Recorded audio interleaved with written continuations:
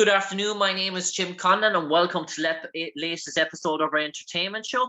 As you know, in part 3 of our entertainment show each week, we premiere a new TV series or movie that is debuting in Ireland and the UK, and especially Ireland for this upcoming month. And up for discussion this week is a new movie. It's a horror movie. It's out nationwide in cinemas throughout Ireland, throughout the country, and March the 11th. It's gone truly global. From humble beginnings. It's a horror movie, dubbed the name. Don't be too frightened by the name. It's definitely worth the watch. It's called Hunter Killer, and it stars Natalie Terrazzino as the character Karen. She's a night janitor working in a furniture factory when, dare I say, she's marked out by masked intruders for some wrongdoings, and she has to fight for her life in terms of staying alive during the night to wear off these sort of masked intruders.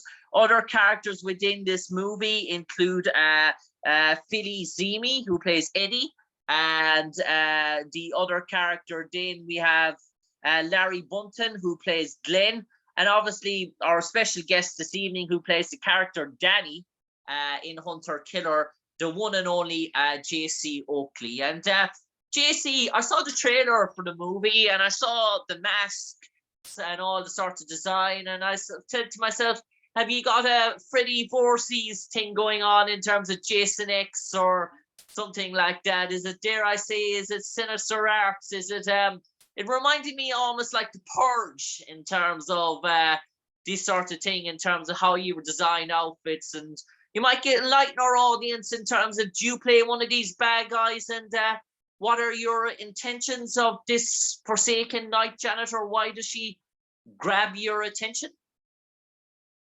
Well, it's funny you mentioned the masks first, because they have drawn a lot of questions about, is this going to be a Jason Voorhees movie? Is this going to be we actually, the funniest question we got was, did you steal those masks from Doctor Who? Because there's a similar mask. The title of the movie definitely suggests you're heading in that sort of direction anyway, in Hunter Killer. It doesn't leave any sort of room for scope. Absolutely. No, it's gosh, don't want to spoil all the movie, but yeah, there's a very specific reason that my character Danny is going after this night shift janitor Karen on her first night at this factory. And caution if you're easily jump scared, or if, some of the content gets a little dark, but it's spoilers, but you'll see. Yeah. It's fun.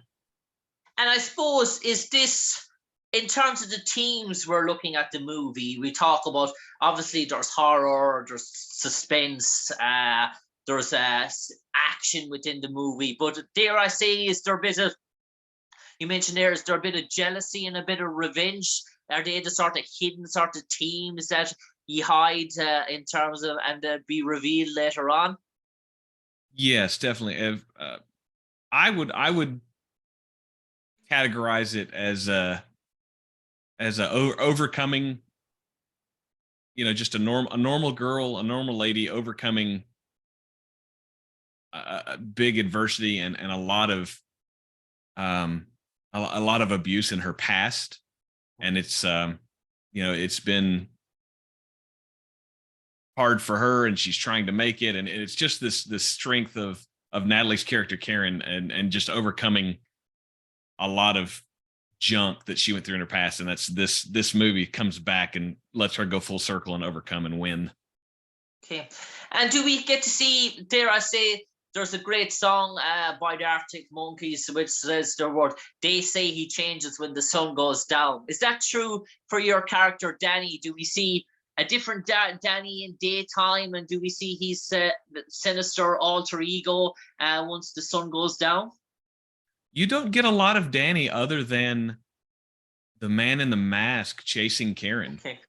You can infer a lot of what happens before the movie takes place. There are breadcrumbs for you to figure out the relationship between Danny and Karen.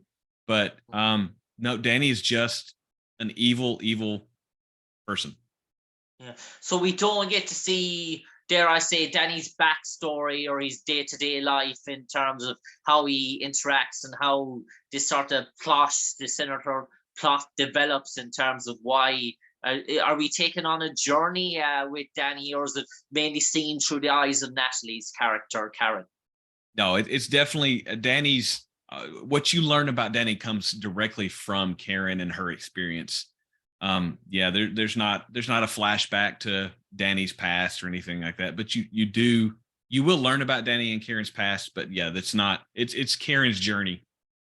And dare I say, these Philip Zimny, who plays Eddie, and Larry Bunton, who plays Glenn, are they your sort of gang? Are they sort of your crew? Are they sort of your lieutenants in terms of that? Are they the sort of guys that roll with you, dare I say? Absolutely. That's my posse, as you put it. That's the group that I call in to help me get Natalie, or to get Karen. Yeah. And I suppose, JC, in terms of the opportunity to star in Hunter Killer, were you sort of sought out for this sort of role? Did you go through the regular audition sort of process? And how did you first learn about this project which is directed and written by Greg Swinson? Were you approached, or it was through the normal audition sort of process? And what made you catch the eye in terms of this character, Danny? When you saw him on page, did you right, that's the serial maniac type of character, and I'm all too good at playing that, dare I say? So yeah, initially it was a traditional. I believe it was Backstage, where you a casting web page, and I saw that it was filming nearby. It filmed maybe an hour and a half from my house, so normal application process, and got an audition. And like you said, I read the page, and I spent 12 years as a police officer here in the States. And so any chance to play the bad guy, I'm like, yes, I can be a bad guy.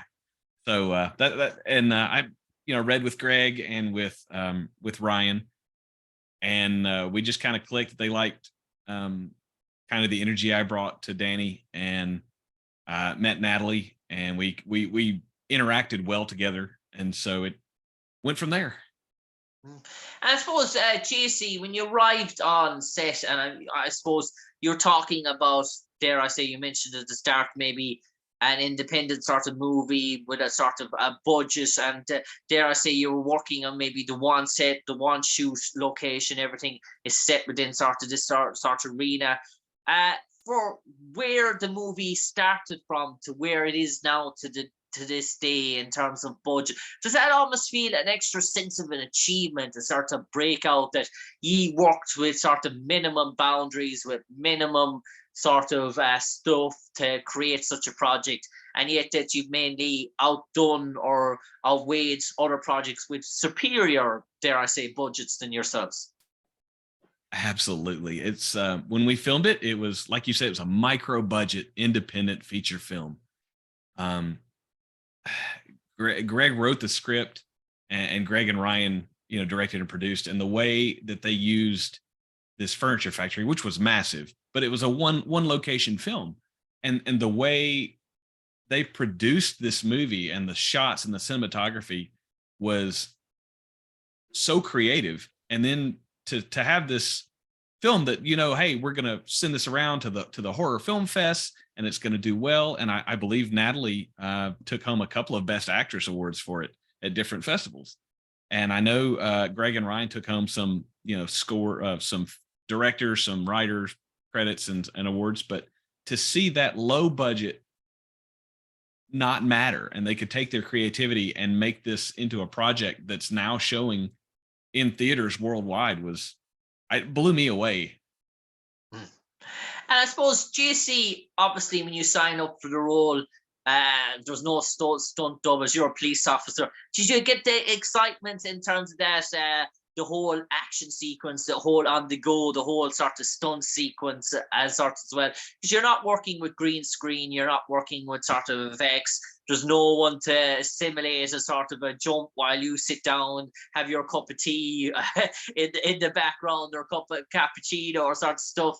Did you like that sort of that whole adrenaline rush that comes with being on the go the whole time. But if you're not acting, you're, dare I say, you're jogging, you're running, you're skipping, you're jumping, you're climbing over sorts of stuff. You're in the chase, dare I say. You're a cat trying to catch a mouse.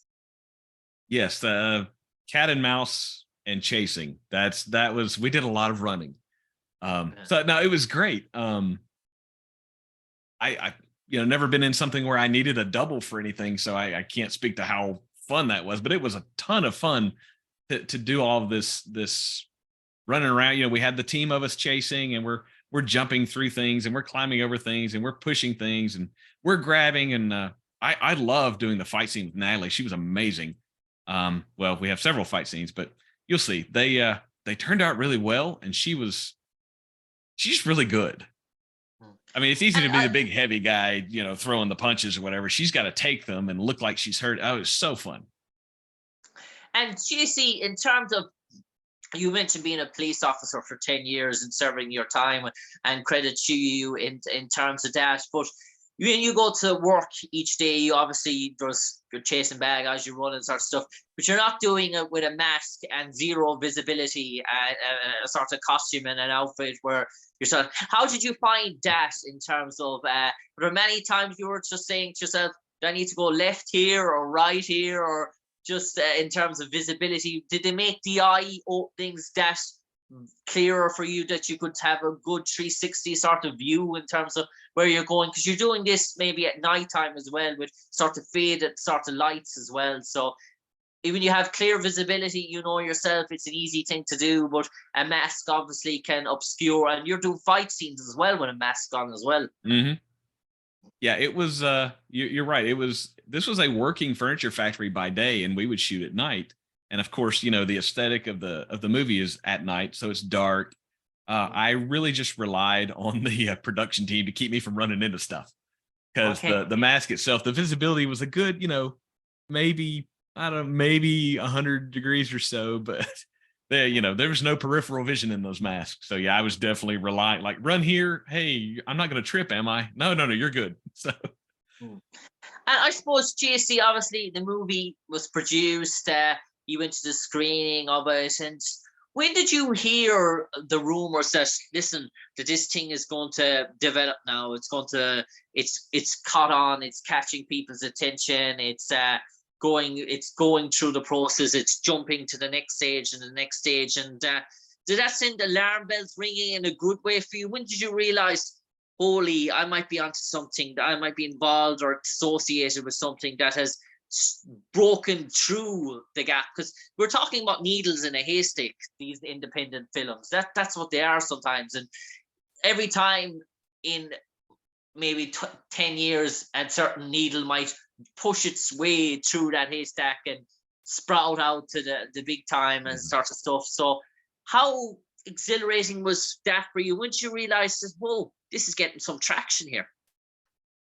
So I guess maybe I got a message from Ryan and Greg.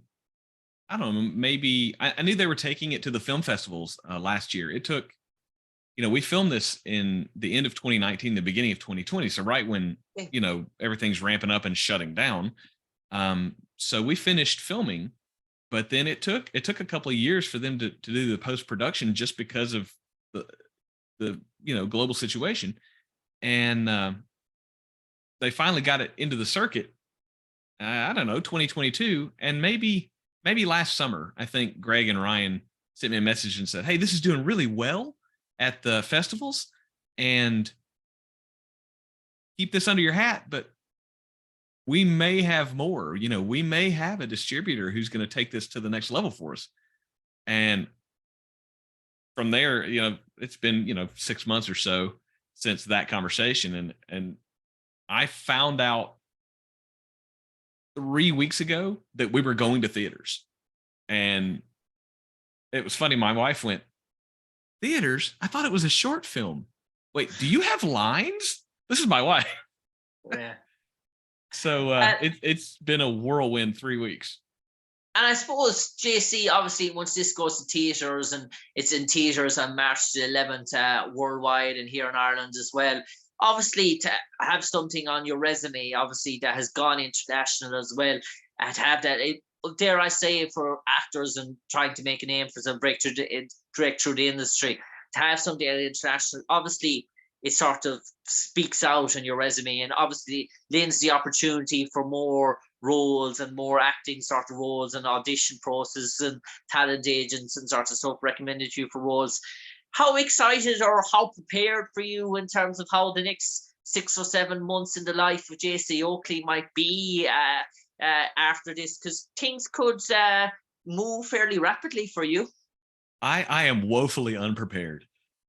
No, it's been you get into the business side of the space, and it's like, okay, you got to strike while the iron's hot. So I hope I can leverage this into some great future moves here. So we'll see how it goes. But yeah, I feel woefully unprepared for I'm trying to play catch up now with making sure I've got stuff lined up the way it needs to be and prepared for whatever comes. And I suppose, JC, in terms of shooting this movie, I forgot to say, in Greg Swanson and the shooting of it, you mentioned you shot in a furniture factory that was a actual working furniture factory. Where was it the movie shot, in terms of what state, in terms of what parts of USA were you actually shooting? And was it, you mentioned you were shooting in the times of COVID, was it a 6 to 8 week shoot, or was it maybe 4 weeks? Was it smaller? And given that it was an independent movie with sort of smaller casts, and or what was, were you still talking Monday? Were you still talking 6 a.m. to 6 p.m. sort of working days? Yeah, so we filmed in a little town called Morristown, Tennessee, which is about an hour from Knoxville, Tennessee. And excuse me. And no, we were only able to film. They closed the factory, I think, daily at 5, so we could film after 6 p.m. and as long as we needed to throughout the night. But and Greg and Ryan were also working their day jobs.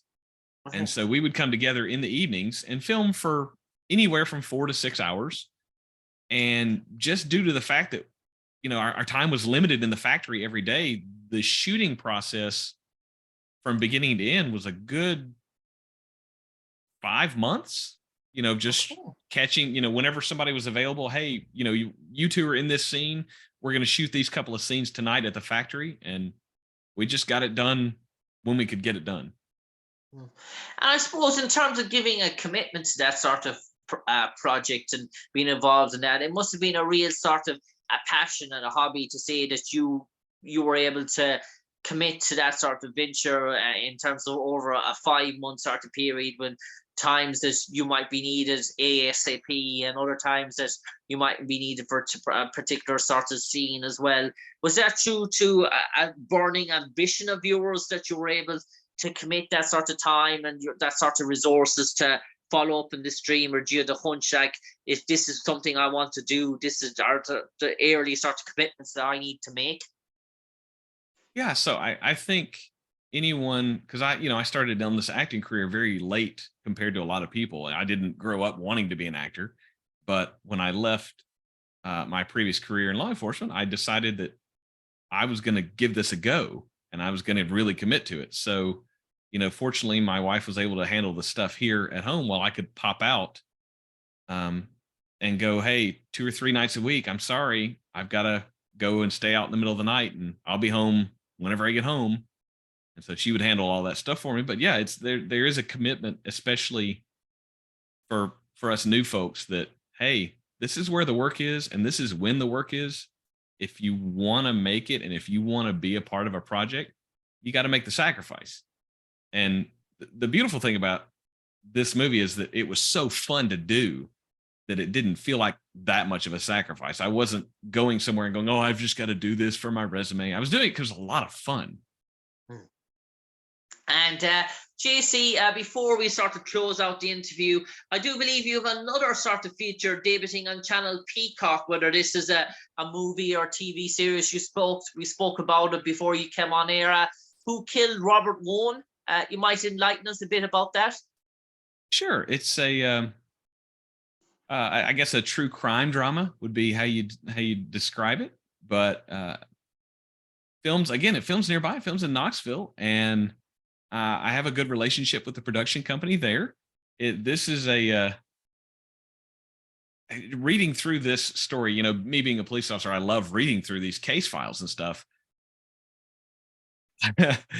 We don't know who killed Robert Wone, and it was a nice chance. Obviously, you know, I'm a white guy, I'm bald, I was a cop, so you need a bald white guy for a cop or detective. Hey, look here, I can do that. So I play a detective in this, and we're trying to figure out, you know, this guy is murdered, and the crime scene doesn't make sense, and the alibis don't add up, and the relationships are a mystery, and it was a really wild story to shoot. So it's I guess premiering on Peacock here in the next, I don't know, couple of weeks.